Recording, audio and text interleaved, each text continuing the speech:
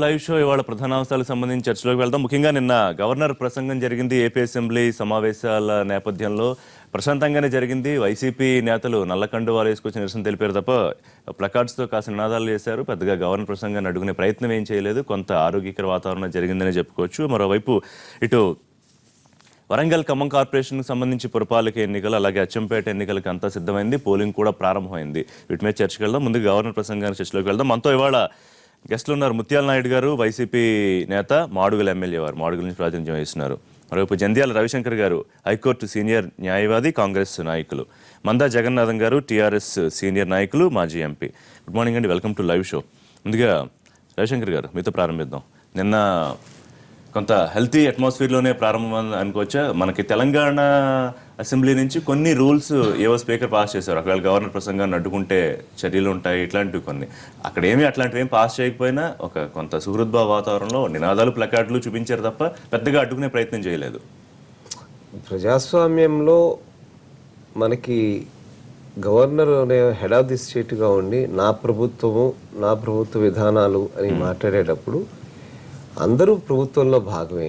ఎమ్మెల్యేలు, ఎవ్రీబడి అందరూ ప్రభుత్వంలో భాగం. మనందరం ఈ రాష్ట్ర పౌరులం కాబట్టి ఖచ్చితంగా గౌరవించాల్సిన బాధ్యత ఉంది. అయితే గత కొన్ని సంవత్సరాలుగా జరుగుతుందంటే ఇక్కడని కాదు, భారతదేశంలో గవర్నర్ ప్రసంగానికి అడ్డుకోవటాలు, గొడవ చేయటాలు ఒక పార్లమెంట్లో కొద్దిగా ఇది చేస్తున్నారు. కానీ ప్రెసిడెంట్ స్పీచ్ని కూడా చాలా నిశితంగా క్రిటిసైజ్ చేస్తున్నారు. అది ఎందుకంటే నువ్వు ప్రాక్టికల్గా ఇవన్నీ ప్రభుత్వం రాసిచ్చితే మాట్లాడేవే. గవర్నర్లు ఏం తయారు చేయరు స్పీచ్లు, గవర్నర్లకు ఏం తెలియదు. కాకపోతే ఏంటంటే కొందరు గవర్నర్లు ఏం జరిగినవి ఏంటి అని తెప్పించుకుంటారు. ఎందుకంటే నేను గవర్నర్లకు అడ్వైజర్గా ఉన్నాను, స్పీకర్లకు కూడా అడ్వైజర్గా ఉన్నాను కాబట్టి నాకు ఈ విషయాలు బాగా తెలుసు. తెప్పించుకుని ఇది తప్పు ఉంటే ఇది తప్పు అని చెప్పేసి ఈ స్పీచ్లో ఇది ఉండటానికి వీల్లేదు, తీసేయండి, ఇందులో నేను చెప్పలేనని చెప్పిన గవర్నర్లు కూడా ఉన్నారు. మన రాష్ట్రాల నుంచి వెళ్ళి పొరుగు రాష్ట్రాల్లో గవర్నర్ చేసిన ఒక వ్యక్తి కూడా ఉన్నారు. అట్లా ఇది నేను రాయను, ఇది చదవను, ఇది చేయడానికి వీల్లేదని చెప్పిన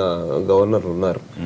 అటువంటి పరిస్థితుల్లో ఇవాళ గవర్నర్ గారి ప్రసంగాన్ని మర్యాద ఇవ్వటం, రాజ్యాంగంలో ఈ గవర్నర్ వ్యవస్థ ఉన్నంతకాలం, రాతే ప్రెసిడెంట్ వ్యవస్థ ఉన్నంతకాలం మనం ఖచ్చితంగా దానికి మర్యాద. కొంత అన్వాంటెడ్ సీన్స్ చూసాం అప్పట్లో, కొంత చాలా అంటే మనకి నేను అనేది ఏంటంటే మనకి ఆ సిస్టంలో మనకి గవర్నర్ వ్యవస్థ లేకపోతే ప్రెసిడెంట్ వ్యవస్థ అని ఉన్నప్పుడు మనం మర్యాద ఇవ్వాల్సిన బాధ్యత ఉంది, రాజ్యాంగంలో ఉంది కాబట్టి.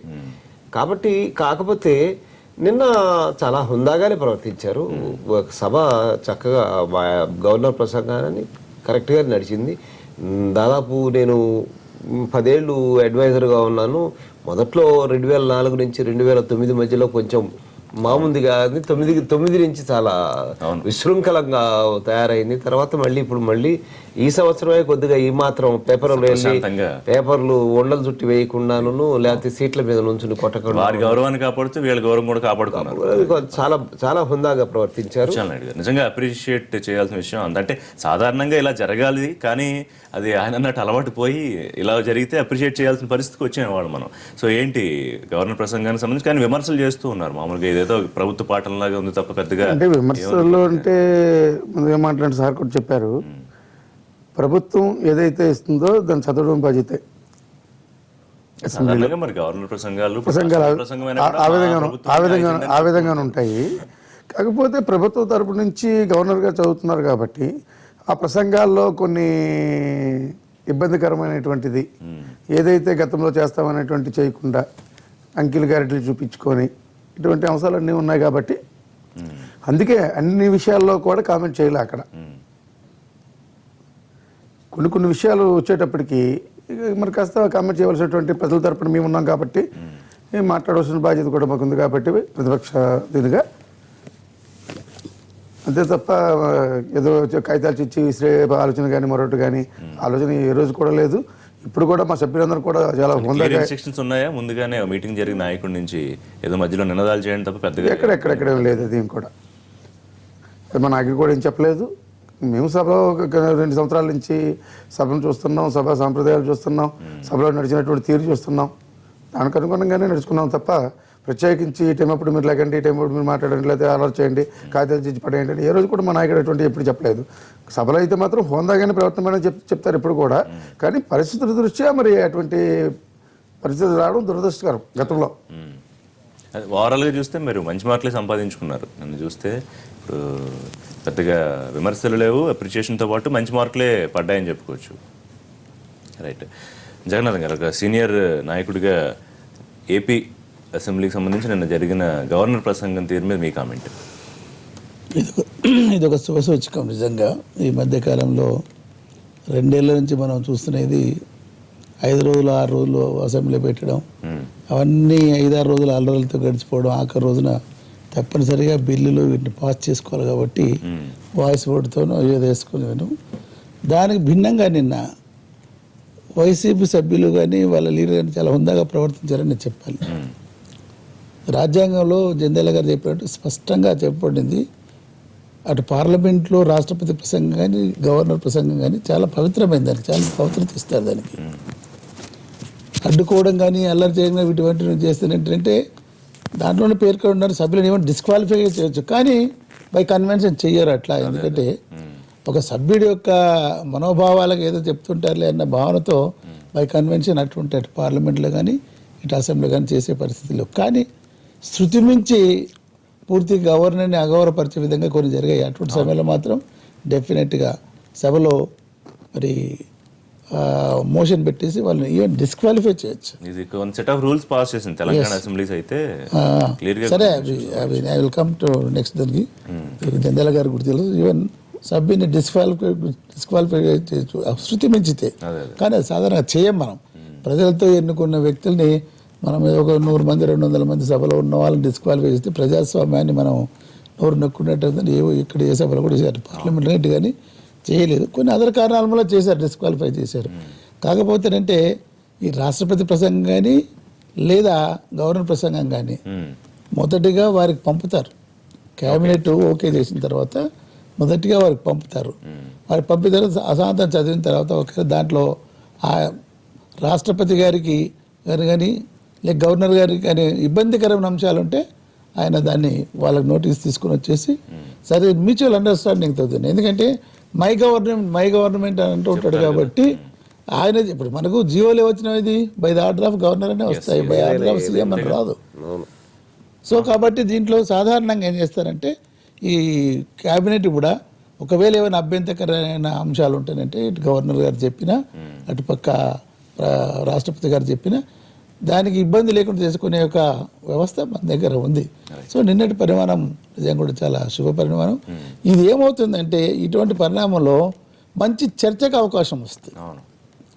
మనం ప్రజలకు చెప్పవలసిన అంశాన్ని గంట కాదు 2 గంటలు తీసుకుని టైము తీసుకొని ప్రజలకు చెప్పండి. అది మీరు అన్నారు ఇప్పుడు మన సోదరులు అన్నారు అది ఇప్పుడు ఇష్టం లేని కొన్ని ప్రజల విషయం ప్రజాస్వామ్యంలో ఉన్నాం చెప్పాలి కదా. ఎప్పుడంటే మీరు గవర్నర్ ప్రసంగం తర్వాత కానీ రాష్ట్రపతి దానికి చర్చ ఉంటుంది, 2 రోజులు టైం కేటాయిస్తారు దానికి, మొత్తం 2-3 రోజులు ఎంతైనా టైం దాన్ని. ఆ దాంట్లో స్పష్టంగా మనం చెప్పదు. మేము చెప్పేవాళ్ళం గవర్నర్ రాష్ట్రపతి ప్రసంగంలో ఈ మాట చెప్పారు, ఈ మాట దీనికి ప్రజలకు విరుద్ధంగా ఉంది, ప్రజాస్వామ్యానికి విరుద్ధంగా ఉంది, బీద ప్రజలకు విరుద్ధంగా ఉంది. ఇది నిన్న ఇప్పుడు ఈపీఎఫ్ గురించి గొడవ జరుగుతుంది. అది really it is anti people. వాళ్ళు భవిష్య నిధిని వాళ్ళు జమ పెట్టుకున్న దాన్ని దాంట్లోకి వెళ్ళి 60% ఏదైనా అవసరం రాదు దాన్ని మీరు పన్నేస్తానంటే ఆల్రెడీ ఇది ఎగ్జెంప్టెడ్. ఇది as per the constitutional provision exempted. ఇది భవిష్యత్తులో మాకుంటే దీని గురించి పెట్టుకుంటే దాంట్లో పన్నేస్తామంటే అయితే రాష్ట్రపతి గవర్నర్లప్పుడు సాధారణంగా ప్లకార్డ్స్ చూపిస్తారు, అది జరుగుతూ ఉంటుంది. మేము తెలంగాణ ఉద్యమప్పుడు కూడా మేమేం చేస్తాం, మేమంతా తెలంగాణ పార్లమెంట్ సభ్యులమంతా లేదా అల్లరైతే చేయలేదు, మేము లేచి నించున్నాం, ప్లకార్డ్స్ చూపించాం, జై తెలంగాణ 2-3 సార్లు స్లోగన్స్ సింబాలిక్. It's symbolic. దాన్ని పెద్దగా తప్పుపట్టవలసిన అవసరం లేదు. కాకపోతే అంటే రప్చర్ చేసే విధానాన్ని ఉంటుంది. అంటే దట్ నీడ్స్ ఆల్రెడీ పార్లమెంట్లో బాలయ్య గారు ఉన్నప్పుడు ఒక మీటింగ్లో ఇది ఒక చట్టం కానీ ఒక రూల్ తీసుకొచ్చారు. A person a member who crosses and goes and to the well automatically he gets disqualified అని. కాకపోతే అంటే దాన్ని ఇందాక చెప్పినట్టు నిజంగా అది కామన్ సభ్యుల- అయిపోయింది రవిశంకర్ తెలియదు. అభివృద్ధిలోకి వెళ్ళిపోవడం నేను అనేది ఎందుకంటే కామన్ థింగ్. సభ్యుడి యొక్క హక్కుని ప్రాథమిక హక్కును హరించినట్టు అవుతుందని చెప్పేసి ఎవరు కూడా చేయలేదు. Right. It Kapil is Bhai, existing. Dilip గారు జాయిన్ అయ్యారు మనతో. బీజేపీ నేత దిలీప్ గారు నమస్కారం. నిన్న సభ ప్రారంభంలో గవర్నర్ ప్రసంగం కాస్త వైసీపీ నేతలు నిరసనలు తెలియజేసిన ఓవరాల్ గా ఒక అప్రిషియేటింగ్ పద్ధతిలోనే సాగింది మొత్తం వ్యవహారం అంతా. మీ కామెంట్. సో డెఫినెట్లీ అప్రిషియబులే. ఎందుకంటే గవర్నర్ ప్రసంగం అనేది నార్మల్గా ఏమవుతుందంటే ఆ మొత్తం ఇయర్ మొత్తంలో ప్రభుత్వం తన ఏ పథకాలు చేపట్టబోతుందో ఒక విజన్ డాక్యుమెంట్ లాగా ఉంటుంది. సో ఇంతకుముందు జగన్నాథ్ గారు చెప్పినట్టు it is approved by both the cabinets. అది రాష్ట్రపతి, అక్కడైతే రాష్ట్రపతి, ఇక్కడైతే ఇక్కడ క్యాబినెట్, అంటే అక్కడ క్యాబినెట్, ఇక్కడ క్యాబినెట్ రాష్ట్రపతి ప్రసంగానికి గవర్నర్ ప్రసంగానికి అప్రూవల్ ఇస్తాయి. వాళ్ళు చెప్పినట్టు ఇక్కడ అబ్జెక్షనబుల్ వాళ్ళకి ఇబ్బందికరమైన ఉంటే తొలగిస్తాయి కూడా. ఈ కెన్ రేజ్ అబ్జెక్షన్స్, ఈ కెన్ సజెస్ట్, అట్లాంటివి చదువుతారు. కాబట్టి it's nothing but a policy statement of the government అనమాట. సో తెలంగాణ ఉద్యమ క్రమంలో కొన్ని సందర్భాల్లో పార్లమెంట్లో సీరియస్గా కొన్ని సందర్భాల్లో ఇష్యూస్ వచ్చినప్పుడు ఆ డిస్టర్బెన్స్ అనేది అప్పుడు చేశారు. చాలా రేర్ అది, డెమోక్రసీలో చాలా రేర్గా జరిగింది. సింబాలిక్. అదే వారికి ఏం లేదండి, ఒక్కోసారి గవర్నర్ కుర్చీ లాగిన సందర్భాలు ఉన్నాయి, చింపి నెత్తి మీద విసిరేసిన పార్లమెంట్ సందర్భాలు. అన్నారు కదా, నేను పార్లమెంట్ కాదు, నేను ఇక్కడ ఆయన అసెంబ్లీ గురించి మాట్లాడుతున్నాడు కదా. సో ఇక్కడ కూడా జరిగినాయి, బట్ అది కాంటెస్ట్ వేరు. బట్ ఓవరాల్గా ఆ స్పిరిట్ సార్ చెప్పినట్టు ఆ స్పిరిట్ అనేది మెయింటైన్ చేయాలి, అది మంచి సంకేతం. ఇంకొకటి వారు అన్నట్టు అసలు మీరు ఏం కావాలంటే అది మాట్లాడుకోవడానికి అవకాశం, ఏం కావాలంటే అంటే ఏ సమస్యను మీరు రేజ్ చేయొచ్చు. ఈవెన్ ఆయన ప్రసంగంలో లేని అంశాన్ని కూడా ప్రస్తావించడానికి అవకాశం ఉంటుంది. ధన్యవాదాలు చెప్పేటువంటి సందర్భంలో కూడా మీకు అవి ధన్యవాదాలు చెప్పుకుంటూ ఏదైనా వాడే అవకాశం ఉంటుంది. ఎందుకంటే పార్టీ పరంగా వాళ్ళకు ఉన్నటువంటి సభ్యుల సంఖ్యను బట్టి వాళ్ళకి సమయాన్ని కేటాయిస్తారు. ఆ సమయంలో మీరు ఇదే మాట్లాడాలని స్పీకర్స్ ఎవరు ఏం అనరు. సో మీరు మోస్ట్ ఆఫ్ ద టైమ్స్ ఈ ధన్యవాదాలు చెప్పే సందర్భంలో మీరు అద్భుతమైన ప్రసంగాలు వింటారు, ప్రతిపక్ష నాయకుల నుంచి కావచ్చు, ఈవెన్ రూలింగ్ సభ్యుల నుంచి కూడా. సో అది ఒక మంచి అవకాశం, మంచి సంప్రదాయం. నిన్న it's a good beginning. We have to appreciate YSRCP. అసలు ఈ సభ ఇంక్లూడింగ్ గవర్నర్ ప్రసంగాన్ని సాగనిస్తుందా లేదా అనే అనుమానాలు చాలా మందిలో ఉండినాయి. బట్ అది ఏమీ లేకుండా సజావుగా జరగడం అనేది అప్రిషియబుల్. రైట్. అయితే గవర్నమెంట్ ఏం చేస్తుందో ఎజెండా చెప్తూ ఇప్పుడు ప్రతికూల పరిస్థితుల్లో ఉన్నా కూడా అభివృద్ధి వైపు వెళ్తున్నామని చెప్పారు. ముఖ్యంగా విభజన హామీలు మరి గాలికి వదిలేసింది. దీనికి సంబంధించి బీజేపీ నాయకుడు కూడా స్పందిస్తారు. దాన్ని ఎట్లా చూస్తుంది కాంగ్రెస్? అది నిజంగా గవర్నర్ గారు మరి విభజన హామీల గురించి మాట్లాడుతూ ఆంధ్రాకి అన్యాయం జరిగిందని చెప్పి మాట్లాడారు. రేపు 10వ తారీఖు తెలంగాణకు అన్యాయం జరిగిందని, విభజన బాగా జరిగిందని చప్పట్లు కొడతారేమో నాకు తెలియదు, అదే గవర్నర్ గారు కాబట్టి. ఇది సూడో ఇంటలెక్చువల్ యాటిట్యూడ్. ఇది ఇట్లాంటి యాటిట్యూడ్లు కరెక్ట్ కాదు. నువ్వు చెప్పదలుచుకుంది సూటిగా చెప్పాలి. నా ప్రభుత్వం అని ఇక్కడ చెప్తున్నావు, నా ప్రభుత్వం అని అక్కడ చెప్తున్నావు. చెప్తూ విభజనలో హామీల్లో అన్యాయం జరిగింది ఆంధ్రప్రదేశ్కి అని అన్నావు. ఆంధ్రప్రదేశ్ అంటే ఆయన ఉద్దేశం యునైటెడ్ ఆంధ్రప్రదేశా లేకపోతే డివైడెడ్ ఆంధ్రప్రదేశా, రెసిడ్యూరీ ఆంధ్రప్రదేశ్? నువ్వు రెసిడ్యూరీ ఆంధ్రప్రదేశ్ తరఫున గవర్నర్గా మాట్లాడుతూ అన్యాయం జరిగిందంటే తెలంగాణకి మేలు జరిగింది, ఆంధ్రాకి అన్యాయం జరిగిందని చెప్పాలి. తెలంగాణ వాళ్ళు బాగా గెయిన్ అయ్యారు, ఆంధ్ర వాళ్ళు పోయారు అని చెప్పదలుచుకున్నాడు. నువ్వేందో రేపు పొద్దున ఇక్కడికి వచ్చిన తర్వాత ఆయన ఏం చెప్పదలుచుకున్నాడు? రెండోది, కేంద్ర ప్రభుత్వం అపాయింట్ చేసి కేంద్ర ప్రభుత్వం ఏజెంటు గవర్నర్ అనే వ్యక్తి, కేంద్ర ప్రభుత్వం ఏజెంటు కేంద్ర ప్రభుత్వం రాష్ట్ర ప్రభుత్వాలకు అన్యాయం చేస్తోందని చెప్పడానికి ప్రయత్నం చేశారు. అది ఇంకొక ఫ్లా. ఇది చేయటం వల్ల ఏమవుతుందంటే ఈ సిస్టమ్ మీద ఇందాక మనం మాట్లాడుకున్న పద్ధతి వేరు. ఈ సిస్టంలో ఉన్నాం కాబట్టి సిస్టమ్ మీద మనం కామెంట్ చేసుకోవాల్సి వచ్చినప్పుడు ఈ సిస్టంలో గవర్నరు ప్రెసిడెంట్ సిస్టమ్ అనేది ఉన్నప్పుడు గవర్నరు గారి ఈ రకంగా మాట్లాడటం అనేది రాజ్యాంగ ప్రకారం కరెక్టా అనేది మనం ఒకటి ఆలోచిస్తే. రెండు, జేఎన్యూలో జరిగిన కార్యక్రమం కానీ, హైదరాబాద్ యూనివర్సిటీలో జరిగిన కార్యక్రమం కానీ, కాశ్మీర్లో జరుగుతున్న ఉదంతం కానీ, ప్రభుత్వం లేకుండా బోర్డర్లో ఉన్న కాశ్మీర్లో ప్రభుత్వం లేకుండా ఉండటం, ఇన్ఫిల్ట్రేషన్లు గొడవలు జరుగుతుంటే ప్రెసిడెంట్ గారు వీటి గురించి అసలు మాట్లాడకుండా, ఈ అన్రెస్ట్ గురించి మాట్లాడకుండా ప్రెసిడెంట్ ఆఫ్ ఇండియా సైలెంట్గా ఉండటానికి కూడా ఇవాళ నేను ప్రశ్నిస్తున్నా. ఎందుకంటే వీటి గురించి మాట్లాడకుండా నువ్వు ఈ యాంగిల్లోకే తీసుకెళ్లకుండా అక్కడ వాళ్ళు ఏది రాసిస్తే అదేంటి ప్రణబ్ ముఖర్జీ లాంటి వ్యక్తి వీటి గురించి మెన్షన్ చేయలేకపోయారు అంటే మందా జగన్నాథన్ గారు నేను కానీ వారి పార్లమెంట్లో ఉన్నారు, వారికి తెలుసు రూల్స్ ప్రొసీజర్స్. కాన్స్టిట్యూషన్లో in the aid of ministers అని చెప్పి మాత్రమే ఉంటుంది ప్రెసిడెంట్. అంత మాత్రం చేత ఎయిడ్ అని చెప్పినంత మాత్రాన వాళ్ళు ఏం చెప్తే అదే మాట్లాడతాను, మిగతా అంతా నేను మాట్లాడను ప్రెసిడెంట్ అంటే రబ్బర్ స్టాంప్ అని మనం అనాల్సి వస్తుంది. రబ్బర్ స్టాంప్ అని మనం మాట్లాడాల్సి వస్తుంది. అంటే రాజ్యాంగ వ్యవస్థలో మనం ఈ సిస్టంలో ఉన్నామని మనం మాట్లాడుకుంటున్నా కూడా ఆ సిస్టంలో వాళ్ళని ఆ విధంగా తయారు చేయడం సిస్టమ్ కూడా మనం అటువంటి రబ్బర్ స్టాంపుల గురించి కామెంట్ చేయకూడదని మనం మాట్లాడుకోవటం, సభ లోపల మర్యాద ఇవ్వాలి, సభలో బయట ఇవ్వక్కర్లేదు అని చెప్పి మనం చెప్పుకుంటే ఎటువంటి పరిస్థితుల్లో బీజేపీ దోషిగా నిలబెట్టే ప్రయత్నం ఒకవైపు, ప్రతికూలతలు రెండంకెల వృద్ధికి వెళ్తున్నాం, వచ్చే ఆర్థిక సంవత్సరానికి 15% వృద్ధి చూపిస్తామని ఆయన ప్రసంగంలో చెప్పారు. కానీ హామీలన్నీ నెరవేర్చుంటే బాగుండేది, కానీ గాల్లోకి వదిలేస్తోంది బీజేపీ. టూ ఆస్పెక్ట్స్ అండి. నెంబర్ వన్, నేను అది నెక్స్ట్ ఆన్సర్ చేస్తాను. ఇంతకుముందు మిత్రులు చెప్పారు కాబట్టి మనం అందరికీ తెలుస్తుంది, మనం ఇక్కడ కూర్చున్న అందరం మేధావులు, ఆయన అయితే కాన్స్టిట్యూషన్ ఎక్స్పర్ట్. ఆయన బ్రిటిష్ లెగసీ ఇది. ఏది ప్రెసిడెంట్ అనేవాడు, ఇక్కడ గవర్నర్ ఆయన ప్రతినిధి. ఇది వెస్టీజియల్ ఆర్గాన్. ఇది సో మెనీ టైమ్స్ ఈ డెమోక్రసీలో క్వశ్చన్స్ రేజ్ చేయబడ్డాయి. అసలు ఈ వ్యవస్థ అవసరమా, ఈ సింబాలిక్ అనేవాడు, ఈ రబ్బర్ స్టాండ్ మాకు కావాలా? ఎక్సెప్ట్ కాన్స్టిట్యూషనల్ క్రైసిస్ వచ్చినప్పుడు తప్ప ప్రెసిడెంట్ అనేవాడికి కానీ గవర్నర్ కానీ తనకున్న విచక్షణ అధికారులు వాడడానికి వీలు కాదు. ఆయన ఈరోజు నేను ముందే చెప్పా, అక్కడ కానీ ఇక్కడ కానీ ఆయన చదివేటువంటి ప్రసంగాన్ని వర్డ్ టు వర్డ్ అప్రూవ్ చేస్తుంది క్యాబినెట్. ఈయనకు అనుమానం ఉన్నా, అబ్జెక్షన్ ఉన్నా వెనక్కు పంపిస్తే తిరిగి సవరిస్తారు, సవరించకపోవచ్చు కూడా. తిరిగి అట్లాగే పంపిస్తే యథాతథంగా చదవాల్సిందే పాపం ఆయన. అది పవర్. అది అందుకనే వెస్టీజియల్ ఆర్గాన్ అంటే ఆరో ఫింగర్ లాంటి వాడు అనమాట, పనికిరాని వాడు. ఐ కెనాట్ సే, బట్ మనము రాష్ట్రపతిని కానీ గవర్నర్ కానీ అగౌరవపరిచే ఉద్దేశంతో అనట్లేదు. ఆ వ్యవస్థకు ఉన్నటువంటి అధికారం లేదు. సో ఆయన ఇష్టమైనట్టు కాశ్మీర్లో గొడవ అవుతుంది కాబట్టి మాట్లాడతా, లేదా ఇంకెక్కడో ఇంకోటి జరిగింది కాబట్టి మాట్లాడతా అంటే ఇది నాట్ ఎ పాలిటీషియన్ అండి సిట్టింగ్ దేర్. ఆయన ఒక జడ్జి. ఏ జడ్జి కాన్స్టిట్యూషన్ అనేది రక్షించబడుతుందా లేదా అని చూసే వ్యక్తి మాత్రమే. అది ఆయన అధికారం. అప్పుడు స్టార్ట్ చూసాం కదా, నీలం సంజయ్ రెడ్డి తన అధికారాలు వాడుకున్నాడు ఆ అవసరం వచ్చినప్పుడు. ఒకప్పుడు ఇందిరాగాంధీ ఎమర్జెన్సీ పెట్టినప్పుడు అధికారాలు వాడబడ్డాయి, అది వేరు. ఈ సందర్భం అది కాదు. ఇంకోటి నెక్స్ట్ మీరు ఇంకో అంశం ఏంటంటే, ఆయన మాట్లాడుతూ ఇక్కడ అన్యాయం జరిగింది ఏపీకి విభజన చట్టాలు అని వాట్ ఎవర్ నిధులు కావచ్చు అంటే దట్ ఈస్ ఎవరి ఆవేదన? అది గవర్నర్ ఆవేదన కాదు, అది ప్రభుత్వ ఆవేదన. ప్రభుత్వ ఆవేదన నేను కూడా తెలుగువాడికి అంటున్నా. ఉభయ ఇక్కడ తెలంగాణలో కూడా మనకు కొంత అసంతృప్తి ఉంది, ఆంధ్రప్రదేశ్ లో కూడా అసంతృప్తి ఉంది. రేపు పొద్దున అక్కడ ఇక్కడికి వచ్చి ఆయన అద్భుతంగా ఉంది, మిగిలిన నిధులు సర్ప్లస్ రాష్ట్రం అంటారని నేను అనుకోవట్లా. అక్కడ కూడా కాళేశ్వరాన్ని మీరు జాతీయ హోదా వస్తుందని ఆశిస్తున్నాం అంటాడు, లేకపోతే ఇన్ఫ్రాస్ట్రక్చర్ కి వేలాది కోట్లు ఇంకా కావాలి, హైదరాబాద్ తప్ప అంతా వెనకబడి ఉంది అంటాడు తప్ప అద్భుతంగా ఉంది మా ముఖ్యమంత్రి గారు చెప్పినట్టుగా ఇది ధనిక రాష్ట్రం అంటాడని నేను మాత్రం అనుకోవట్లా. ఎందుకంటే క్యాబినెట్ కూడా ఒప్పుకోదు. బట్ వాట్ ఎవర్, నేనేమంటున్నానంటే ఇది అపార్ట్ ఫ్రమ్ దట్ ఈ రెండు రాష్ట్రాలకు అన్యాయం జరిగిందన్నది కూడా కరెక్ట్ కాదు. మీరు బీఐ ప్రతినిధిగా వాడమని చెప్తున్నాను. ఇప్పుడు మొన్న ఫైనాన్స్ మినిస్టర్ అరుణ్ జైట్లీ ప్రవేశపెట్టినటువంటి బడ్జెట్ అన్నదండి, అది ఎంటైర్ దేశానికి సంబంధించిన బడ్జెట్. తెలుగు రాష్ట్రాలు ఎగ్జామ్టెడ్ అని ఎక్కడ ఫుట్ నోట్ లో కింద మార్కింగ్ ఇవ్వలే ఆయన.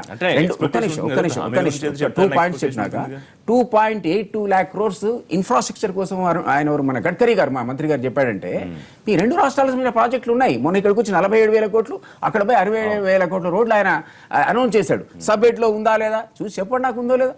అండ్ ఇంకోటి వెంకయ్య నాయుడు గారు చాలా క్లియర్ చెప్పాడు. ఏం చెప్పాడు? కేంద్ర నిధులు మిషన్, అది హెల్త్ మిషన్ కావచ్చు, మరోటి కావచ్చు, ఎక్స్ట్రీమిస్ట్ ఎఫెక్టెడ్కి ఇచ్చే ఫండ్ కావచ్చు, they are not lapsable, it's a continuous flow. మీరు పథకాలు వాడుకోండి, ఎట్లా వాడుకుంటే నిధులు ఇవ్వడానికి మీరు సిద్ధంగా ఉన్నాడు. తెలంగాణ ముఖ్యమంత్రి గారు 1 month ముందు పోయి 12 రైల్వే పథకాలు తీసుకెళ్లి షేర్ మేము ఇవ్వడానికి సిద్ధంగా ఉన్నాం 30 to 40% అంటే విదిన్ 1 month లో ఎప్పుడు చూడాలి 12 శాంక్షన్ అయిపోయినాయి. మరి ఆ చొరవ మీరు కూడా చూపించుకోండి. ఒక కాలర్ తో మాట్లాడదాం. నెల్లూరు నుంచి మల్లికార్జున గారు, నమస్తే, మాట్లాడండి సార్. నేను జంజా రవిశంకర్ గారితో మాట్లాడాలనుకుంటున్నాను సార్. చెప్పండి. సార్, నేను కాంగ్రెస్ అభిమాని సార్. దేశంలో డెమోక్రసీ చచ్చిపోతుంది సార్. వాళ్ళు కనీసం లాయర్లన్నా స్ట్రైక్ చేసి ప్రజాస్వామ్యం నిలబెట్టాలి సార్. ఈ విధంగా రోజు ఎమ్మెల్యేలు ఆయన మాట్లాడిన దాంట్లో అంటే కనీసం న్యాయవాదులు అంటే కరెక్ట్ గా చెప్పారు కాదు. ఇప్పుడు ఆయన మొదట కాంగ్రెస్ అభిమాని మీతో మాట్లాడుతా అన్నారు, లాయర్లు ఏమో నిలబెట్టాలి అని. సో దాని గురించి ఇవాళ భారతదేశంలో అటు కాంగ్రెస్ ప్రభుత్వం మీద వేసిన కేసులు కానీ, ఇటు బీజేపీ మీద కానీ ఎవరు వేసినా కూడా నేషనల్ లెవెల్లో న్యాయవాదులే పబ్లిక్ ఇంట్రెస్ట్ లిటిగేషన్స్ అన్ని వేసి వీటన్నిటిని దుర్మార్గమైన స్కాములు కానీ ఎక్కడ ఉన్నా కానీ బయటికి తీసుకొస్తున్నారు. న్యాయవాదులు కొన్ని చోట్ల ఆరోపణలు కూడా ఎదుర్కోవాల్సి వస్తుంది. ఆరోపణలు వేరు. మేము క్లయింట్ ని రిప్రజెంట్ చేసే అధికారం మాకు యాక్ట్ ప్రకారం, అడ్వకేట్స్ యాక్ట్ ప్రకారం, బార్ కౌన్సిల్ యాక్ట్ ప్రకారం మేము రిఫ్యూజ్ చేయడానికి కూడా వీల్లేదు. మేము చేయాలి.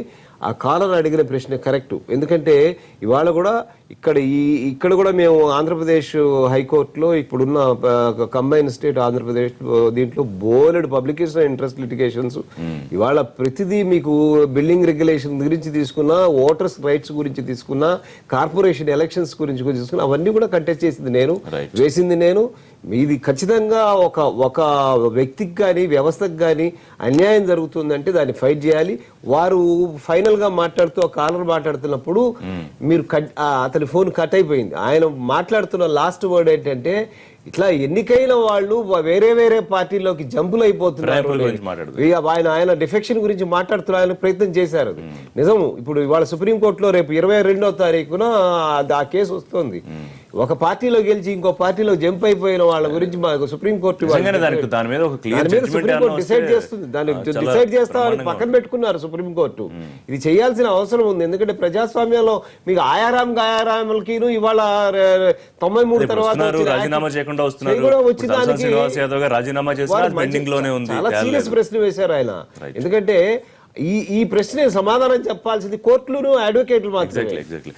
ఒకసారి బ్యాక్ టు అసెంబ్లీ గురించి మాట్లాడుకుంటే ముత్యాల నాయుడు గారు, మీరు 40 రోజులు జరపాలని డిమాండ్ చేశారు. ఇప్పుడు సెలవులన్నీ పోగా మనకు 16 రోజులు జరుగుతున్నాయి. అంటే ఎందుకు 40 రోజులు? గతంలో ఎప్పుడు జరగలేదు. అన్ని రోజులు అడగడానికి కారణం ఏంటి? లేదండి, 40 వర్కింగ్ డేస్ అనేది గతంలో జరగలేదు అని చెప్పి మనం గవర్నమెంట్ అంది. జగన్నాథం గారిని అడగండి, బడ్జెట్ సెషన్ ఎప్పుడు 40 రోజులు ఉంటుంది. ఓకే, దాంట్లో నుంచి మనం నాన్ వర్కింగ్ డేస్ మైనస్ చేసుకున్నా కూడా 40 రోజుల షెడ్యూల్ దాన్ని పెంచడానికి మనోహర్ ఉన్నప్పుడు, మనోహర్ స్పీకర్ గా ఉన్నప్పుడు ఖచ్చితంగా 40 రోజులు చేశారు కూడా. దాన్ని చేయాలి, దాన్ని పెంచాలి, ప్రజల సమస్యలు డిస్కస్ చేయాల్సిన అవసరం ఉంది. ప్రస్తుత ప్రభుత్వం చెప్తుంది అది. రెండు రాష్ట్రాలు జాయింట్ గా ఉండేటప్పుడు స్పష్టంగా 40 రోజులు జరిగేవి. ఈ ప్రభుత్వం వచ్చిన తర్వాత అసెంబ్లీలో అనేక అంశాలు ఉన్నాయి, రాష్ట్రానికి సంబంధించినటువంటి అంశాలు. ఇవన్నీ కూడా స్పష్టంగా అందరూ కూడా దీని మీద సమీక్ష చేయాలి. మేము అడిగిన దానికి ప్రతిదానికి కూడా అధికార పక్షం సమాధానం చెప్పాలి. ఇలా తక్కువ రోజుల్లో కుదించే దానికన్నా కొద్దిగా 40 days మినిమం పెట్టుకుని చేసుకున్నట్టయితే టైం అయిపోతుంది, మాట్లాడే అవకాశం లేదు అనేటువంటి ఆలోచన కాకుండా ప్రతి ఒక్క సభ్యుడు కూడా పూర్తి స్థాయిలో అధికార పక్షం ప్రతిపక్షం రెండు కూడా సమీక్ష చేసేదానికి టైం ఉంటుంది. కాబట్టి 40 రోజులు ఎక్స్టెండ్ చేస్తే బాగుంటుంది అనేటువంటిది మా అభిప్రాయం వెలిపించాం. అయితే ఇక్కడ ప్రభుత్వం ఏంటంటే ఎక్కువ రోజులు సభను నడిపితే జరిగినటువంటి రోజులన్నీ కూడా ఇబ్బందికరమైన పరిస్థితులు ఎదుర్కొంటాం, తొందరగానే ముగించుకుంటే మంచిదనేటువంటి ఆలోచనతో మాత్రమే 16 రోజులు కుదించారు. ఇప్పుడు అభివృద్ధికి సంబంధించి గవర్నమెంట్ నుంచి మీ మీద విమర్శలు ఏంటంటే ఏ అభివృద్ధి పన్నైనా అడ్డుకోవడానికి ప్రయత్నం చేస్తుంది ప్రతిపక్షం, ఒక సానుకూల వాతావరణంతో ఉండట్లేదని మిమ్మల్ని వాళ్ళు విమర్శిస్తూ ఉన్నారు. ఇప్పుడు గవర్నర్ పాటలో నిన్న ఆయన చదువుతూ బీజేపీని ఒక వేలు పెట్టి చూపించే పరిస్థితి కనిపించింది. విభజన హామీలు పూర్తిగా నెరవేరిస్తే ఇంకొంచెం గ్రోత్ ఇంకా స్పీడ్గా ఉంటుందని దాన్ని సపోర్ట్ చేసే పరిస్థితి ఉందా? మీరు కూడా విభజన జరిగేటప్పుడు ఏ అయితే మనకి హామీలు ఇచ్చారో అవన్నిటిని కూడా నెరవేర్చాలనే దానికి ప్రభుత్వం కూడా తీసుకున్న నిర్ణయాన్ని మేము కూడా సపోర్ట్ చేస్తాము. అలాగే స్పెషల్ స్టేటస్ అనేటువంటిది కూడా మన రాష్ట్రానికి ముఖ్యం. దాని గురించి ఎక్కడ కూడా ప్రస్తుతం రాకపోవడం దురదృష్టకరం, దౌర్భాగ్యం. నిజంగా స్టేటస్ కాదు, ఇప్పుడు అంతా కామ్ అయిపోయారు కదా, అలా రిమైన్ సైలెంట్. ఎందుకు అవుతుందండి? 1/3/2015 cabinet note, union cabinet note Manda Jagannatham గారికి తెలుసు. 5 years స్పెషల్ స్టేటస్ గురించి మాట్లాడి ఉన్నారు. 14వ వార్షిక దీని మీద 14th ప్రణాళిక దాని కింద దాని గురించి మెన్షన్ చేసి ఉన్నారు. దాని గురించి ఏ విధమైన మెన్షన్ ఇక్కడ మనకి లేదు. నేను గవర్నర్ గారు మెన్షన్ చేయాలని నేను అనుకోవట్లేదు. కానీ స్పెషల్ స్టేటస్ గురించి గవర్నర్ గారు ఖచ్చితంగా హామీలనేసి ఒక పెద్ద సున్నా పెట్టి హామీలు నెరవేర్చలేదు అంటే నేను అలా అనలేదు, నన్ను అన్నట్టు అనుకోండి, మీ అందరూ భావించండి అని చెప్పి కేంద్రాన్ని ముట్టుకోను, నా పరిధిలో నేను ఇంతవరకే మాట్లాడతానని చెప్పారు. ఇంకో రెండో ఇష్యూ ఏంటంటే, ఒకటే నాయుడు గారు మాట్లాడుతున్న దానికే కంటిన్యూటీలో ఏంటంటే, ఇప్పుడు హైకోర్టు ఉంది, 365 రోజుల్లో మినిమం 270 రోజులు పనిచేయాలని మాకు ఒక ఇది ఉంది. మీరు అటానమస్ అసెంబ్లీ అనేది సుప్రీం బాడీ, 270 రోజుల్లో కనుక మీకు కనుక 5 రోజులు కొరతలా పడింది అనుకోండి, సాటర్డేస్ వర్క్ చేసి మేము పూర్తి చేస్తాం. మీరు టోటల్గా budget session, monsoon session, winter session, వీటన్నిటి ఈ సెషన్స్ అన్ని కలిపి మీరు ఒక 90 రోజులు పనిచేయాలని మీకు రాసి ఉంది. బడ్జెట్ సెషన్ మినిమం 42 రోజులు నడవాలని రాసి ఉంది. అన్ని రోజులు జరగట్లేదు అనుకుంటాగా. అవి ఆ డేస్ అన్ని మీరు ఎందుకు నడపట్లేదు అని ప్రజలకు సమాధానం చెప్పాలి. ప్రజల వాయిస్ వినిపించడానికి ఎమ్మెల్యేలు సభలోకి వెళ్ళినప్పుడు ప్రజల వాయిస్ వినిపించుకోవడానికి ఎమ్మెల్యేకి హాలిడేలో అవకాశం కాకుండా రెగ్యులర్ గా జరగాల్సిన ప్రాసెస్, ఎక్కువ రోజులు జరగాల్సిన ప్రాసెస్ మీరు జరగాలి. పెంచుకుని మనము ప్రజల సమస్యల్ని వాళ్ళు ఏకరువు పెట్టడానికి అవకాశం ఇచ్చేదాన్ని నువ్వు కుదించేస్తే అర్థం ఏంటి? ప్రజల సమస్యలతో మాకు ప్రమేయం లేదు అని చెప్పి ప్రభుత్వం చెప్పదలుచుకుంది. బ్యాక్ ఇవాళ వరంగల్ ఖమ్మం కార్పొరేషన్ సంబంధించి పోలింగ్ ఇప్పటికే ప్రారంభమైంది. అలాగే అచ్చంపేట డివిజన్ సంబంధించి కూడా పోలింగ్ జరుగుతుంది. మంద జగన్నాథం గారితో మాట్లాడతాం. జగన్నాథం గారు, సార్వత్రిక ఎన్నికల దగ్గర నుంచి వాళ్ళ వరకు దాదాపుగా ఎదురులేదు అధికార టీఆర్ఎస్ కి. అనేక ఎన్నికలు మనం తీసుకుంటే ఇప్పుడు కూడా అంతే కాన్ఫిడెంట్ గా ఉందా? ప్రతిపక్షాలకి ఎంతో కొంత అవకాశం ఉండే పరిస్థితి ఉంది? దాంట్లో ఏమీ సందేహం లేదు. ఏ విధంగా అయితే ఈ విజయ పరంపర కొనసాగిస్తున్నామో అటు వరంగల్ మొదలుకొని వరంగల్, జిహెచ్ఎంసీ, నారాయణఖేడ్ ఎంత ఉధృతితో ఆ విజయాలు సాధిస్తున్నామో అది ఇప్పుడు వరంగల్, ఖమ్మం, అచ్చంపేటలో కూడా రిపీట్ అవుతుంది. నేను వరంగల్, ఖమ్మం వెళ్ళలేదు కానీ అచ్చంపేట వెళ్ళాను. 4-5 days. అందులో నా పార్లమెంట్ కాన్స్టిట్యూన్సీలో భాగం. అది ప్రజలు స్పష్టంగా ఒక అవగాహనకు వచ్చిన వాళ్ళ ముందు సాధారణంగా గత ఎన్నికల్లో లేదా ముందు 2 పోలింగ్ దాకా మనకు తెలిసేది కాదు, ట్రెండ్ తెలిసేది కాదు, గుంభనంగా ఉండేవాళ్ళు. ఈనాడు ప్రజలు వాళ్ళ సార్ మీరు ఎందుకు వచ్చినా సార్ మాకు ఇది వచ్చి ఆసరా వచ్చి అది వచ్చి ఇది స్పష్టంగా చెప్తా ఉన్నారు. ప్రచారంలో చెప్తా ఉన్నారు వాళ్ళు. ఇదేదో నేను నా పార్టీని బూస్టింగ్ చేసుకోవడానికి కాదు, ఏమి అది జరిగిన వాస్తవం. దాంట్లో సామాన్య ప్రజానికుల ఉదాహరణలో ట్రెడిషనల్గా ఎందుకంటే అంటే ఏమనిపిస్తుంది మీకు అంతలా కనెక్ట్ అవడానికి కారణం ఏంటి? ఒక వేవ్ లాగా వెళ్తుందా లేకపోతే ఏంటి? ఎందుకు కేసీఆర్ గారు చేసుకున్న సంక్షేమ కార్యక్రమంలో మేము మేనిఫెస్టోలో పెట్టిన కార్యక్రమాలు సామాన్య ప్రజానికాన్ని కులాలకు మతాలకు అతీతంగా వెళ్ళాయి. ఉదాహరణకు కళ్యాణ లక్ష్యం తీసుకోండి. ఈనాడు స్పష్టంగా చెప్పారు కళ్యాణ లక్ష్యం విషయంలో అందరికీ వర్తిస్తాం కులాల మతాలకు అతీతంగా అని చెప్పేసి ఫస్ట్ ఎస్సీ ఎస్టీలకు పైలట్ ప్రాజెక్ట్ అనుకున్నారు. బాగా వర్కౌట్ అయింది. తర్వాత బీసీలు వేశారు, మైనారిటీ చేశారు. అయితే ఇది ఒకటి. తర్వాత హాస్టల్స్లో సన్న బియ్యం ఇవ్వడం, ఫ్యామిలీస్కి బీద వాళ్ళకి కావాల్సింది ఏంటి? వాళ్ళు ఫ్యాక్టరీస్, బంగ్లాలు, గింగ్లాలు అడగరండి. వాళ్ళకు దైనందిన కార్యక్రమంలో మినిమం నీడ్స్ వాళ్ళకి ఇచ్చే విధంగా ఉండాలి. దాంట్లో ఇప్పుడు ప్రతి వ్యక్తికి 6 కిలోల బియ్యం లాగా 10 మంది ఉంటే 60 కిలోలు బియ్యం ఇవ్వడం ప్రతి ఇంటికి. హాస్టల్స్లో పిల్లలకు మంచి పౌష్టికాహారం ఇవ్వడము, ఈ ఆసరా కార్యక్రమం ఒకటి, డబుల్ బెడ్రూమ్లది ఒకటి. అందరూ మంచి ఉద్దేశంతో మాకు వస్తాయని ఒక నమ్మకం ఉన్నారు. స్పష్టంగా డబుల్ బెడ్రూమ్ ఇల్లు అన్నారు కదా, విమర్శలు కూడా వస్తున్నాయి. కాదు టీఆర్ఎస్ ఓటేస్తేనే మీకు డబుల్ బెడ్రూమ్ ఇల్లు వస్తుంది అని కొంతమంది చేత ఇదిగో ఓటేస్తామని చెప్పి ప్రమాణం చేయించుకోవడం ఇట్లాంటివి కొన్ని చోటు జరిగాయి. అలాగే ప్రెషీస్గా తీసుకుని ధీమాగా ఉన్నా కూడా డబ్బులు చాలా చేతులు మారిన విమర్శ కూడా వినిపిస్తుంది. ఇప్పుడు సరే అండి, ప్రతిపక్షాలు ఎప్పుడు ఇటువంటి విమర్శలు చేస్తూనే ఉంటాయి. వాళ్ళకు అవకాశం లేదు కాబట్టి పత్రికలు కూడా వచ్చాయి. నేను ప్రాక్టికల్గా అక్కడ వెళ్ళొచ్చాను కదా. నేను అచ్చంపేటలో నేను ఉన్నాను, 4-5 days ప్రచారంలో ఉన్నాను కదా.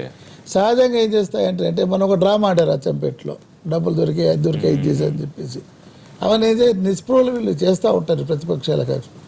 ఆ ట్రెండ్ బీద ప్రజల్లో ఉంది కాబట్టి ఏంటంటే డెఫినెట్గా ఇది అచ్చంపేటలో ఏంటంటే వరంగల్లో కానీ ఖమ్మంలో కానీ మేము ఎంతైతే మెజారిటీతో ఎంత అఖండ విజయాన్ని ఇక్కడ సాధించామో జిహెచ్ఎంసీలో, అటువంటి అఖండ విజయాన్ని ఈనాడు వరంగల్ కార్పొరేషన్ కానీ ఖమ్మం కార్పొరేషన్ కానీ లేకపోతే అచ్చంపేట నగర పంచాయతీ, దీనికంతా నేను ఇందాక చెప్పినట్లేదా మేనిఫెస్టో నుంచి డివేట్ అయ్యి ప్రజల అవసరాలకు నీట్గా ఒక మూసాలాగా మేనిఫెస్టోలో చెప్తాం 5 ఏళ్ల పీరియడ్లో మేము ఏది తెలుసుకుంటామని.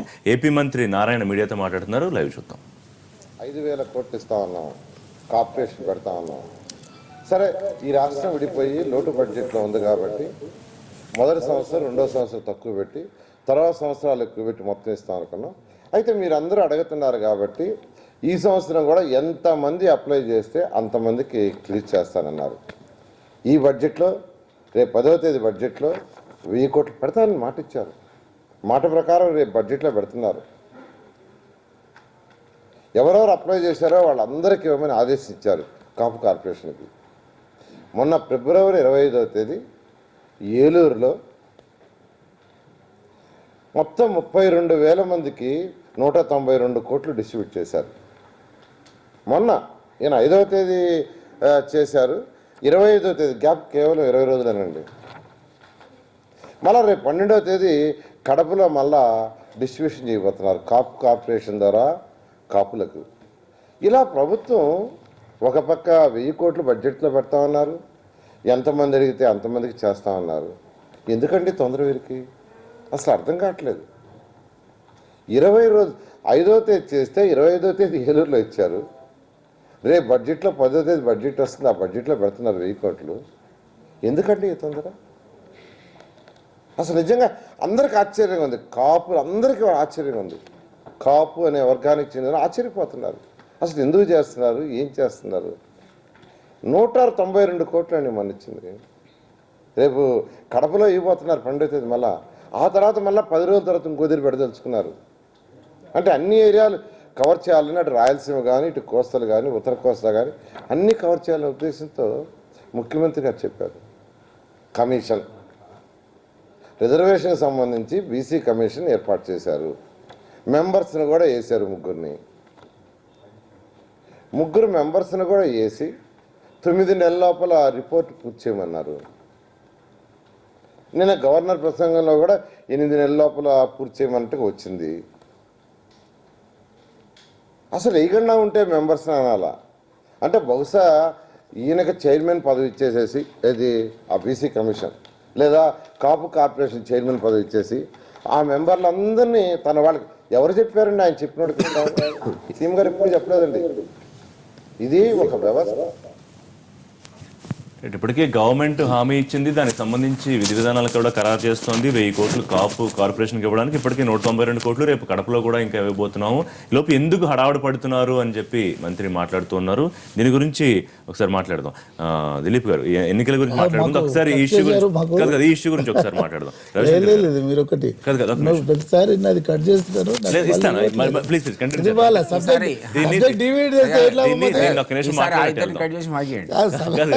రాజశేఖర్ గారు, ఇప్పుడు ఎందుకు కంగారు పడుతున్నారని మంత్రి అడుగుతున్నారు. అసలు ఏం జరుగుతుంది? ఇప్పుడు ముద్రగడ దీక్ష చేశారు, విరమించారు, ముఖ్యమంత్రి మీద నమ్మకం ఉంది, ఏదో పొరపాటున ఏదో అంటే కనుక అవన్నీ మీరు మనసులో పెట్టుకోవద్దని గతంలో అన్నారు. విత్ ఇన్ 15 డేస్లో మళ్ళీ వాయిస్ మార్పు వచ్చింది. నేను తలుచుకుంటే 3 నిమిషాల్లో గవర్నమెంట్ పడిపోతుంది, నేను చంద్రబాబు ఒకసారి వచ్చామని చెప్పి. సరే, మంత్రి మళ్ళీ రిటార్ట్ ఇస్తున్నారు. అసలు ఏం జరుగుతుంది? కాపులు పూర్తి కన్ఫ్యూజ్ అయ్యే పరిస్థితి కదా ఇది. ఇప్పుడు మనం సీరియస్గా కనుక ఆలోచిస్తే ప్రభుత్వము మీకు రిజర్వేషన్ కల్పిస్తారు. ఒక పక్కన ప్రభుత్వం కాపుల్ని బీసీలో చేరుస్తారని చెప్తుంది, ఇంకో పక్కన ముస్లిమ్స్ని కూడా అందులో ఆ రిజర్వేషన్ మెయింటైన్ చేస్తా అంటుంది, మూడో పక్కన అన్యాయం జరగకుండా చేస్తానంటుంది, నాలుగో పక్కన రజకుల్ని ఎస్సీలు చేస్తానంటుంది, ఐదో పక్కన బోయిల్ని ఎస్టీలు చేస్తానంటుంది. ఈ రకంగా ఇష్టం వచ్చిన స్టేట్మెంట్లన్నీ వీళ్ళు ప్రభుత్వం అనేది కన్ఫ్యూజ్ చేస్తుంది ప్రజల్ని. ముద్రగడ పద్మనాభం కన్ఫ్యూజ్ చేయట్లే, ప్రభుత్వం పనిచేస్తుంది. మీకు 1000 కోట్లు ఇస్తావు, నీకేంటి తొందర అంటే వాళ్ళు అడుగుతోంది ఏంటి? మమ్మల్ని బీసీలో చేరుస్తావా లేదా అంటే, నీకు డబ్బులు పారేస్తున్నాం కదా, నీకేంటి తొందర అంటున్నారు ఆయన. ఎట్లా చేరుస్తారు? ఒకటి, ఎప్పుడు 18 నెలల తర్వాత ఈ గవర్నమెంట్ స్టేట్మెంట్ ఇచ్చిన 18 నెలల తర్వాత ముద్రగడ పద్మనాభం దీక్ష కూర్చున్నాడు. 3 రోజుల తర్వాత ఆయన్ని వెళ్ళి మాట్లాడిచ్చి కాదులే అని చెప్పారు. ఇప్పుడు రివర్స్ లో ముద్రగడ పద్మనాభం వినిపించారు. ఇప్పుడు ముద్రగడ పద్మనాభం మీద మీరు ముద్ర వేస్తున్నారు. ఏమని? నాకు చైర్మన్ ఈ కమిటీలో చెప్పిన వాళ్ళందరూ మా వాళ్ళకి ఇవ్వకపోతే ఆయన ఇది చేస్తున్నాడని. కానీ నీ డబ్బులు అడిగారా? బ్రాహ్మణులకి 100 కోట్లు, వీళ్ళకి 1000 కోట్లు డబ్బులు అడిగారు. వాళ్ళు సముచిత న్యాయం అడిగారు, సముచిత మర్యాద గురించి అడుగుతున్నారు, మా హక్కుల్ని కాపాడమని అడుగుతున్నారు. అడుగుతుంటే నిన్న 32,000 మంది అప్లికేషన్, ఇంతకు ముందు వచ్చింది 32,000 అప్లికేషన్లు. ముద్రగడ పద్మనాభం అడిగిన తర్వాత 3,50,000 అప్లికేషన్లు వచ్చాయి. ఆ 3,50,000 అప్లికేషన్లకి నీ 10,000 కోట్ల రూపాయల గురించి మాట్లాడుతున్నావు. రిలీజ్ చేసింది 100 కోట్ల రూపాయలు. ఈ 100 కోట్ల రూపాయలని ఎవరికి ఇస్తున్నావు అని చెప్పి ప్రశ్నించే హక్కు వాళ్ళకి ఇస్తున్నారు. రెండోది, నువ్వు అక్కడిస్తా, కడపలో మీటింగ్ పెడుతున్నా, ఇక్కడ ఇస్తా అంటే వాళ్ళు నిన్ను ఇప్పుడు డబ్బులు అడగట్లే, నిన్ను వాళ్ళు స్టేటస్ అడుగుతున్నారు. స్టేటస్ అడుగుతుంటే అతని మీద బురదలడం అనేది కరెక్ట్ కాదు. ఇప్పుడు మీ మీద ఏంటంటే గవర్నమెంట్ చేస్తున్న ఆరోపణ వైసీపీ ప్రధానంగా ఉంది, ముద్రగడ వెనకాల నడిపిస్తుంది. దానికి తగ్గట్టు నేను ఆయన రాజశేఖర రెడ్డి ఫోటో పెట్టుకోవడం, అప్పట్లో ఆయన కాపులకు చేసిన మేలు గురించి మాట్లాడడం. సో మీ రెస్పాన్స్ ఏంటి? వైసీపీ నడిపిస్తోందని గవర్నమెంట్ అనే ఆరోపణ మీద మీ రెస్పాన్స్ ఏంటి? ముద్రగడ పద్మనాభం గారు, రాజశేఖర రెడ్డి గారు వెనకదలో ఫోటో పెట్టుకున్నారు, పక్కన విగ్రహం పెట్టుకున్నారు అని అంటే గతంలో జరిగినటువంటి మేలుకి సంబంధించి ఆ మేలు ఎవరు చేసినా చెప్పుకోవడంలో ప్రతి ఒక్కరికి కూడా హక్కు ఉంది. కరెక్ట్. ఇప్పుడు మంత్రి అన్న కామెంట్స్ మీద ఏమంటారు? ఈయన పదవి కోరుకుంటున్నాడు, ఈయనకి చైర్మన్ పదవి ఇచ్చేస్తే సరిపోతుందా? మంత్రి గారు దానికన్నా ముందు మాట్లాడేది తను అదే సామాజిక వర్గం చెందినటువంటి వ్యక్తి, అంటే వాళ్ళే మాట్లాడుతున్నారు మరి తనకు వేలాది కోట్ల ఆస్తులు ఉన్నాయి, ఆ రాజధాని చుట్టూ సంపాదించినటువంటి భూములు ఉన్నాయి, తను ఏదైనా మాట్లాడతాడు. అసలు ముద్రగాడు పద్మనాభం మాట్లాడిన మాటలను కామెంట్ చేసే ముందు ఈ ప్రభుత్వం అధికారంలోకి రావడానికి ఎన్నికల్లో ఏ ఒక్క కాపు సోదరుడు కూడా అడగలేదు మాకు 1000 కోట్లు కేటాయించండి అని చెప్పి. కాపుల చేత ఓట్లు వేయించుకుందాం అనే ఆలోచనతో మాత్రమే ప్రతి ఏడాది కూడా అధికారం వచ్చినట్టు 1000 కోట్లు ఇస్తామని చెప్పారు. 1000 కోట్లు ఇస్తామని ఏం చేశారు? గత ఈ ఏడాది ఏమో 100 కోట్లతో సరిపెట్టారు. ముద్రగాడ పద్మనాభం దీక్ష చేసిన తర్వాతే కదా దాన్ని ఎక్స్టెండ్ చేశారు, ఇంకో 600 కోట్లు ఎక్స్ట్రా ఇస్తామని చెప్పి. అసలు ముద్రగాడ పద్మనాభం దీక్ష చేయకపోతే అసలు ఈ కాస్త కూడా కదిలేదు కాదు. ఆ ఇచ్చినటువంటి రుణాలు కూడా ఎంతమందికి ఇస్తున్నారు? అది కూడా జన్మభూమి కమిటీకి ఇస్తారు. సుప్రీంకోర్టు 50% కంటే రిజర్వేషన్ దాటకూడదని చెప్పినప్పుడు నువ్వు ఇప్పుడు ఇందాక మీరు చెప్పిన ముస్లింస్ ని వీళ్ళందరినీ ఏ విధంగా అడ్జస్ట్ చేస్తావనేది ముందు చెప్పకుండా నువ్వు ఈ డబ్బులు తీసుకో మాట్లాడుకుందాం. మరి ఏమవుతుందో ఆయన దీనికి ఆయన రెస్పాండ్ అవుతారో చూద్దాం. రైట్, బ్యాక్ టు ఎలక్షన్స్ గురించి మాట్లాడుకుందాం దిలీప్ గారు. మరి ఏంటి టీడీపీ బీజేపీ విడిపోయి ఎవరిదారు వాళ్ళు చూసుకుంటూ వెళ్తున్నారు ఎన్నికలకి? లాభమా లేకపోతే ఏంటి ఎక్స్పెక్టేషన్? అధికార పార్టీ ఎవరికి అవకాశం ఇవ్వమంటుంది, మొత్తం 58 డివిజన్లో గెలుస్తామని కూడా చెప్పారు. ప్రజలు వాళ్ళకి ఇవ్వట్లేదని చెప్పి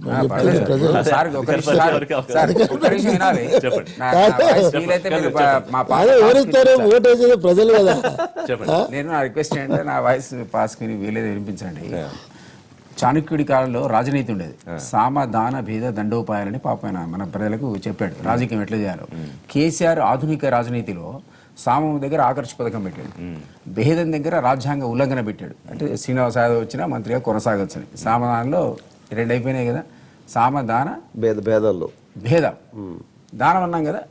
దానంలో ఆయన పాప ఆకర్షణ కాకుండా ఏ ఎమ్మెల్యే ఏం కావాలంటే మీరు వస్తే అన్ని పథకాలు అన్ని నిధులు రండి అంటే మరి ఎవడైనా పోతాడు సహజంగా.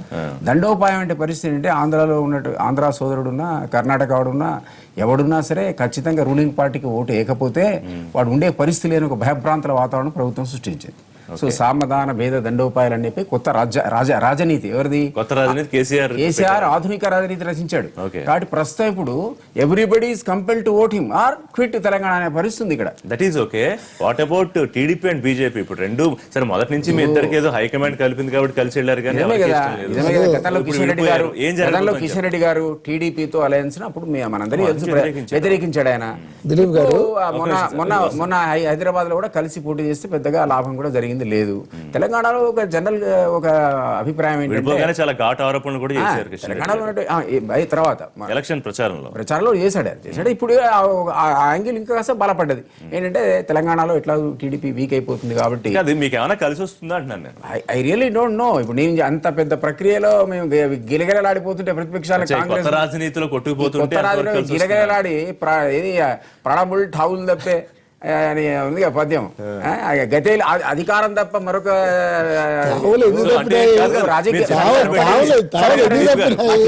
పద్యాలంటే చాలా ఇష్టం. నాలుగు పథకాల వల్ల గిరిగిలాడిపోతున్నారు. గజేంద్ర మోక్షం అయిపోయింది. ఒక్క నిమిషం రాజకీయ పరీక్షల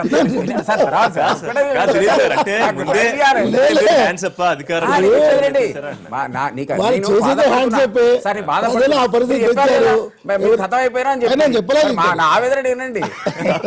ఆవేదన చెప్తే ఒప్పుకుంటా ఆవేదన అయిపోతే మీరు చెప్పిన 4 కార్యకర్తలు స్పీడ్ గా వెళ్తుంటే వాళ్ళ మీద కూడా నీళ్లు చల్లడం కాదు ఇప్పుడు మీరు చెప్పేది. ఇదే కథమైపోయాను ఒప్పుకుంటే స్టార్ట్ అవుతుంది నీళ్లు తెలియదు కాదు, అట్లా కాదు కదా. చివరి వాక్యం మా రాజకీయ నాయకులు ఎట్లయిపోయినారంటే రాజకీయాల్లో అధికారం ఉంటే తప్ప బతకలేని పరిస్థితి. నాది వరంగల్, మా బొమ్మెర పోతన చెప్పాడు ఆ రోజులో. ఏం చెప్పాడంటే బాలరసాల కావ్యకన్నికన్ ఎవరికి కూడలకిచ్చి ఆ పడుపు కూడు కుడుచుట కంటే సత్కవులు హాలికూలలేనేమన్నాడు. అట్లాంటి పరిస్థితిలో రాజకీయ నాయకులు వరంగల్ బొమ్మరిపోతు లాంటి వాడు అధికారంలో ఉంటే తప్ప గతి లేకపోతున్నారండి. ఇదేం దారుణం. అధికార పక్షానికి మంచిది. రాజు గారు మాట్లాడండి. రాజు ఉన్నారు లైన్ లో? రైట్ జగన్నాథ్ ఎప్పుడు చెప్పండి. ఇప్పుడు వారి ఆవేదన అర్థమైందా మీకు? చాలా పద్యాలతో సహా ఆయన ఆవేదన వ్యక్తం లేదు చెప్పండి, నన్ను కూడా చెప్పండి. తావులు తెప్పేది ఏంటంటే తావులు ఎందుకు తప్పినాయి? మీ ప్రజాహిత కార్యక్రమం, ప్రజా వ్యతిరేక కార్యక్రమాలు అది రాజనీతి వల్ల. మీ తావులు తప్పేది ప్రజలు తప్పించారు. ఇక్కడ కేసీఆర్ గారు ప్రజల దగ్గరకు సామధాన భేద కాదు, దండోపాయాలు ఇప్పుడు ఇదే రాజనీతి కొనసాగుతుంది అధికార పార్టీ నుంచి. మీరు వాళ్ళకి న్యాయమా? అవకాశం ఈ ఇచ్చినప్పుడు డెమోక్రసీ మనకు టైం అయిపోయింది మీరు ఆ, మరి ఇదే మీతో టెక్నిక్ ఏంటంటే మేము చెప్పేటప్పుడు మీరు టైం అయిపోయింది కట్ చేస్తాము అంటే ఎట్లా ఇది? ఇప్పుడు అధికార పార్టీకి చివరిలో అవకాశం ఉంది. మేము గెలుపు మీదే అని కాబట్టి చెప్పడానికి. ఏమి లేదా గెలుస్తున్నారు కాబట్టి ఇక్కడ మాట్లాడక్కర్లే మీరు. మాది ఒకటే, నేను ఇందాక చెప్పా, మేమంతా మా విధానం అంతా సామధానమే, ప్రజలను సామరస్యం అందుకే చెప్పాను. అరే మళ్ళీ మాట్లాడతాడు. నేను మఠం నడపట్లేదు అన్నాడు. నేను మఠం నడపట్లేదు, రాజకీయ పార్టీ కాదు నడుపుతున్నాడు. కాదు చెప్పేది నేను. మీరు చెప్పారు కాదు, ఇప్పుడు సామధాన భేద దండోపాయాలంటూ జిహెచ్ఎంసీ ఎన్నికలలో ఆంధ్రలకు తావులు తప్పే విధంగా ఎక్కడన్నా ఒక్క ఆంధ్ర ఓటర్ని బలవంతం చేసింది కానీ ఓపెన్ చేసింది కానీ మేము అడుక్కున్నాం. మా వాళ్ళు వాళ్ళంతా మా వాళ్ళే మా దగ్గరే ఉంటారు, సీట్లు కూడా ఇచ్చారు కదా. ఇచ్చారు. అవన్నీ ఇచ్చిన తర్వాత భేద దండోపాయాలు ఎక్కడ భీమవరంలో పోటీ పడ్డాడు యువరాజు. అరే మీరు భీమవరంలో పోటీ పడ్డాడు యువరాజు. అంతకుముందు 4 జీరేస్తారు. ఇది అడ్డుపడేది మంచిది కాదు. రైట్, చూద్దాం మొత్తం డివిజన్ అన్ని గెలుచుకుంటా ఉంటాం. ఎన్నో వస్తాయి చూద్దాం. రైట్, థ్యాంక్ యూ జగన్నాథం గారు. Thank you. చాలా లైవ్ షో మరిన్ని అప్డేట్స్ కోసం చూస్తూనే ఉండండి ఎన్టీవీ.